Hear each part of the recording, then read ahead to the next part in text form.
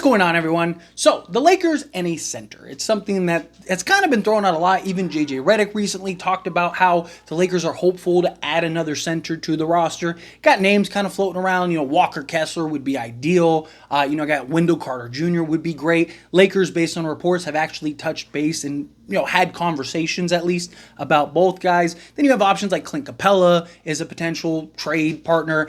Jared Allen has kind of been thrown out there, but it doesn't really seem like that is a real path. It just seems like, people throwing out like, oh, hey, Jared Allen would be great, right? But again, Lakers could use a real center. One name that really kind of comes to mind, and we've talked about him before, I want to kind of bring him up again, is Nick Richards, right? Nick Richards is still young, 26 years old, a true 7-footer, double-double machine, essentially. Guy that come off the bench, he could start. He still has 2 years left on his deal, but only at $5 million a year, which would be great. I mean, Lakers could easily go and get a guy in Nick Richards, right? Got a 7'4" wingspan. He can block shots. He can defend. He can do a little bit of everything, right? Still got some upside and some options. Now, problem is there's not really word either way of whether the Hornets are actually interested in trading him. Now, there have been murmurs. There are kind of oh, hey, Nick Richards could potentially be available, but there's not necessarily like Charlotte appears to be actively shopping him, right? But look, the right offer, the right situation could present everything. Right? Charlotte, maybe you could even kind of use them as this salary dump team where you could, maybe unload a couple guys. Charlotte gets some assets. They're a young team, kind of up on the rise. They're in a great position to potentially, kind of take some strides. Be nice to kind of add some more fuel to the tank in order to kind of continue to shape and mold this roster to their liking. Now, obviously, you're not giving up a first or anything like that for Nick Richards, but could you get him for, like a Rui level deal where you get the way you traded for Rui, not necessarily trading Rui, but in the sense of you gave up 4 seconds for Rui Hachimura. Could you do maybe 2 or 3 for Nick Richards? Or maybe you dump a little extra salary to free up some roster spots or, potentially free up some spots for you to potentially do some other trade. Or maybe you're doing another trade in which you're going and getting a Jeremy Grant and then kind of working out either a 3-team deal or pivoting into a Nick Richards, right? Nick Richards shouldn't cost as much as a Walker Kessler. He shouldn't cost as much even as a Wendell Carter Jr., in my opinion. But I do think he would be a very valuable piece that could come in, be your backup. You could slot alongside Anthony Davis, help you in the rebounding department, help you in the shot blocking and defense department. Is he the perfect center? No. I'd probably still rather have Walker Kessler. I'd still probably rather have Wendell Carter Jr., right? But I don't think Nick Richards is a terrible option at all, right? He still has some room. He still has some growth. He still has some upside. But he's also there are questions about, is he a legit, is he your center, the guy that can do everything, right? Probably not, right? But I do think him slotted alongside Anthony Davis, I do think could do some real damage, right? I do think could be a nice piece that kind of solves a lot of what the Lakers' issues are in that regard. Go-to bigs, right? Defensively, he's solid. Again, rebounding, shot blocking. Again, he still needs a little better discipline on the defense side, but that you see that a lot with just people, period, but especially the young guys. I also think him playing and slotted alongside Anthony Davis could go a long way in that regard of just helping him better grasp, certain reads and how to properly discipline himself when going up and continuing to go straight up, but also being able to read and block shots and all that stuff. I think Anthony Davis could help mold him into a better center. But again, he's not this super elite, that's the answer to all our problems. But it is a clear upgrade from what we already have. It is a cheap option, right? Which, again, he's making $5 million a year the next 2 years. So it's not something like, a Clint Capella where it's man, we gotta give up $20 million in salary just to match that, and does that count in assets and pieces, right? Nick Richards' demand also isn't as high.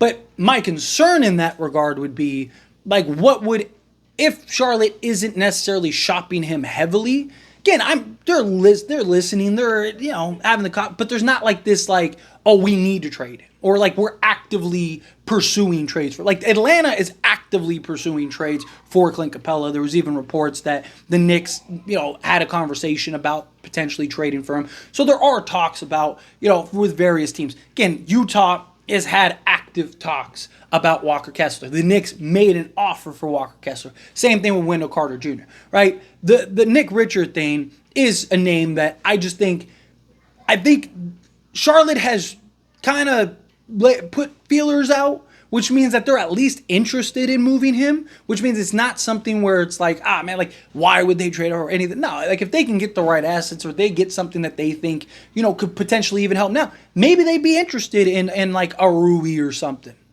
Right? Maybe there is a piece that they'd be interested in. And if you can maybe work something out to where, maybe you're taking back Nick Richards and you're giving up some salary. So maybe you're giving up a couple extra seconds. Or maybe you're giving up like a pick swap or something. It's like, hey, take Nick Richards. If you help us clear some salary, help us clear, an extra like $10 million or something. And we'll give you a pick swap in like 2 seconds. Right? And it's like, on the surface, you might think like, why would the Lakers give up a pick swap in a second or 2 seconds for Nick Richards?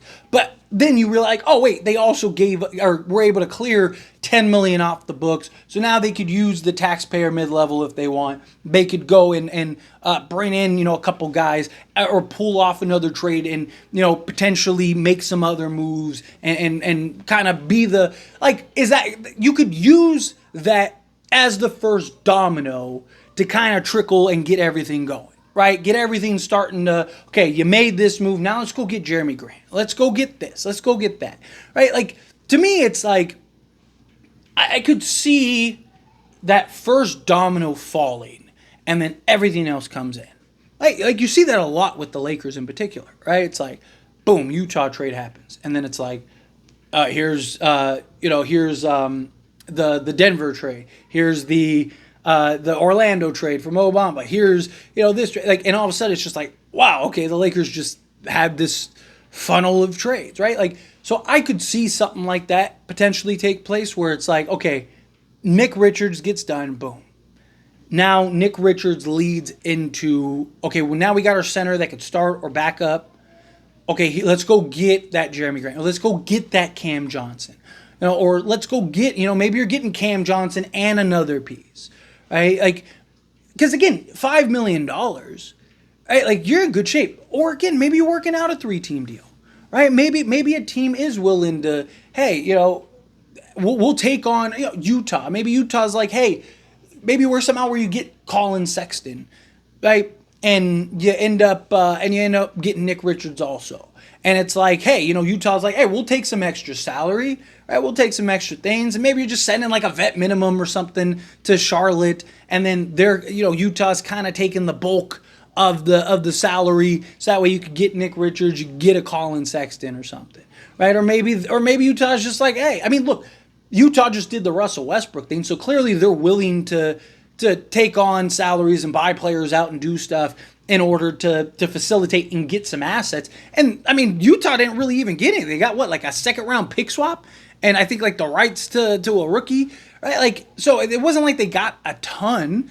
So maybe we could work something out towards, like, hey, Utah worked with us before, right? Hey, we'll give you a second-round pick swap, or we'll just give you a second if you help us, or 2 seconds, right? Especially if you could clear off significant salary, especially somebody like D'Lo, like, where he's an expiring contract. So it's like, hey, you're not taking on a bunch of salary, right? You're taking on a guy for a year and then that's it. You could potentially trade him or you cut him. You can do whatever you want, right? And maybe you're working something out to where you're getting a Sexton, clearing off some salary, bringing in a Nick Richards. Now you have enough spots. Maybe you're signing a Spencer Dinwiddie. Maybe bringing back a fan favorite, Lonnie Walker, right? Maybe you're doing a couple things to kind of, round out this roster nicely. And it's just like you need that first domino to fall. And I like Nick Richards. I think, again, he's 26, so he's still young enough to where, he's closer to his ceiling than he is his floor. But I do think that he could take some strides. I think playing alongside Anthony Davis, he'd help. Again, if I had my pick, right, like let's say they're all the same, I'd still take Walker Kessler. But that's probably going to take some significant capital, draft capital. And so to me, it's like, can you get a Nick Richards without having to give up a first? Right? Even if you have to give up, like I said, 3 seconds or something. But also you got to keep in mind, seconds are much more valuable now because of the new CBA and the new CBA rules with second round picks, that you don't have to necessarily worry about that. It's why you're seeing all these teams signing these rookies, like Bronny James got the 4-year deal. But it's not like everyone's always like, oh, Bronny got all this money. Like, no, all these teams are doing that with their second round picks because of the new CBA deal. Right? It doesn't count towards the cap like it used to. So now there's this incentive to, one, keep, grow, develop, and pay second round picks. So to me, it's like if you can kind of use that to your advantage of like, hey man, second round picks aren't what they used to be, right? They're much more valuable now. Maybe you can kind of entice a team like Charlotte, or maybe they're, like I said, maybe they'd be interested in a guy like a Rui or something. They're like, man, he'd be great alongside this team on this roster. Maybe you could pull something like that off. But again, it's convincing. Like, what do you have to convince them to do, right? And if you can convince them on the right package, the right trade, I think you do it. But anyway, as always, this is a discussion. Pass question on you. Let me know your thoughts and opinions down in the comments below. What do you think? How do you feel? What are your thoughts? Do you like the idea of Nick Richards? Do you think, yes, go get Nick Richards? Do you think, no, stay away from Nick Richards? How do you feel? Whatever your thoughts are. I'd love to hear it. So let me know down in the comments below. That being said, if you haven't liked this video, hit that like button. Helps me out. It's me enjoy these types of videos, and I truly appreciate it. Not subscribe to the channel, hit that subscribe button. Turn on the bell notifications. Appreciate y'all. See you in the next one. Thank you.